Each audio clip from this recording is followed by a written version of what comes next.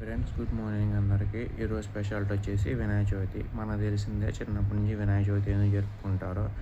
పార్వతీదేవి గారు మామూలుగా ఆవిడకి చిన్నపిల్లలంటే చాలా ఇష్టం అనమాట. ఆవిడ ఏం చేసిద్దంటే మట్టి తీసుకొని ఒక విగ్రహం చేసిద్ది. దానికి ప్రాణం పోసిద్ది. ప్రాణం పోసాక ద్వారపాలకుడుగా పెట్టిద్దనమాట.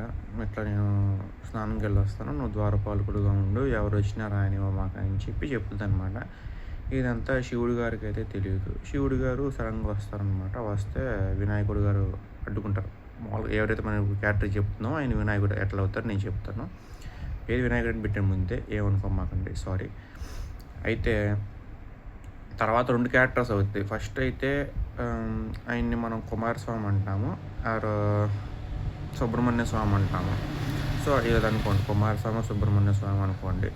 తర్వాత వినాయకుడు అవుతారు. అండ్ అయ్యప్ప వేరు, మళ్ళీ అది స్టోరీ, వేరే స్టోరీ ఉంది, అది వేరే సపరేట్ అనమాట. సుబ్రహ్మణ్య స్వామి కుమారస్వామి వేరు, వీళ్ళిద్దరు ఒకటే నేము. అయ్యప్ప స్వామి వాళ్ళు సపరేటు.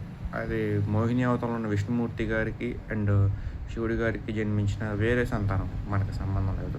అయినా దేవుడే, కాకపోతే వాళ్ళు వేరు వీళ్ళు వేరు. గమనిస్తాను ఆశిస్తున్నాను. అండ్ టాపిక్లోకి వెళ్ళిపోతే వినాయకుడు ఉంటారు కదా, ఈయన ఎలా ఉద్భవిస్తారో చెప్తాను. మామూలుగా శివుడి గారికి ఈయనకి చాలా గొడవ జరుగుతుంది. లోపలికి వెళ్ళనివ్వండి, ఈయన వెళ్ళనివ్వని అంటాడు, వెళ్ళమంటే వెళ్ళనివ్వంటాడు. ఎవరైతే కుమారస్వామి గారు ఉన్నారో ఆయన అనమాట. మనం కుమారస్వామి అనుకుందాం సింపుల్గా. ఆయన అనమాట వెళ్ళనివ్వరు. మా తల్లిగారు ఎట్లా స్నానం చేస్తున్నారు, మీరు ఎట్లా వెళ్తారు, ఆయనకి తెలియదు కదా. ఫస్ట్ అప్పుడే ఆయనకి జీవం పోసి పెట్టారు ద్వారపాలకుడిగా. ఆయన బాధ్యతలు ఆయన నిర్వహించాలని చెప్పి ఆయన చేస్తారనమాట. ఆయనకి శివుడు వాళ్ళ ఫాదర్ అని తెలియదు, పార్వతి గారు హస్బెండ్ అని తెలియదు.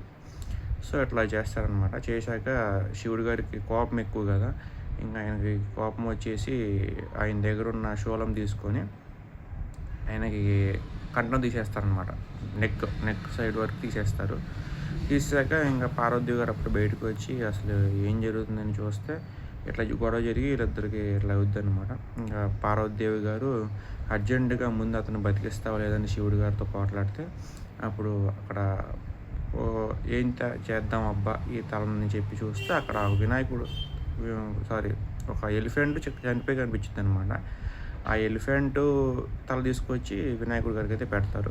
అప్పుడు నుంచి ఆయన చాలా పవర్ఫుల్గా అయ్యి చాలా ముక్కోటి దేవతల ఆశీస్సులు, బ్రహ్మ విష్ణు ఆశీస్సులు కూడా పొంది ఫస్ట్ ఎవరైతే పండుగలు జరుపుకోవాలనుకుంటారో వాళ్ళు వినాయక చవితి తర్వాత మిగతా ఫెస్టివల్స్ వస్తాయి. దసరా కానీ దీపావళి కానీ మీరు గమనించినట్టయితే ఇదన్నమాట Vinayaka Chavithi story. So long అయింది, ఏం ఫీల్ అవ్వకండి.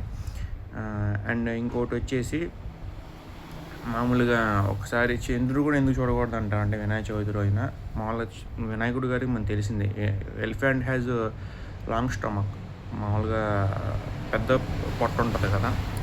ఆయన ఎలిఫెంట్ అవతారం రాగానే పాపం ఆయన అవతారం పట్టయింది, మనం అయితే ఎక్కిడి కూడా దేవుడిని. సో అట్లా ఉంటారు అన్నమాట. అట్లా ఉండేటప్పుడు ఆయన కొంచెం పుష్టిగానే తింటారనమాట. తినేటప్పుడు అక్కడ చంద్రదేవుడు ఎవరైతే ఉంటారో ఈయన తిండి చూసి నవ్వుతారు. నవ్వినప్పుడు వినాయకుడి గారికి పొట్ట పగిలిపోయి చాలా ఇబ్బంది పడతారనమాట ఆయన. అప్పుడు ఎంతైనా పార్వతీదేవి గారు ఆయన చేశారు కదా, కొడుకు కూడా భావిస్తారు కాబట్టి నీకు ఎవరైతే వినాయక చవితి రోజు చంద్రుని చూస్తారో వాళ్ళు ఆభాస పాలవుతారు, వాళ్ళకి చెడు జరుగుతుందని చెప్పి శాపం అయితే ఇస్తారన్నమాట. అప్పటి నుంచి వినాయక చవితి రోజు ఎవరు చంద్రుని చూసే సాహసం అయితే చేయరు. ఆ సంవత్సరం మొత్తం వాళ్ళకి నష్టం కలుగుతుంది. ఇది మొత్తం story. So and Ayyappa Swamy story separate, అది సపరేట్ వీడియో అయితే చేస్తాను. ఇది సపరేట్ అనమాట. Thank you so much and all of you happy Vinayaka Chavithi from my side.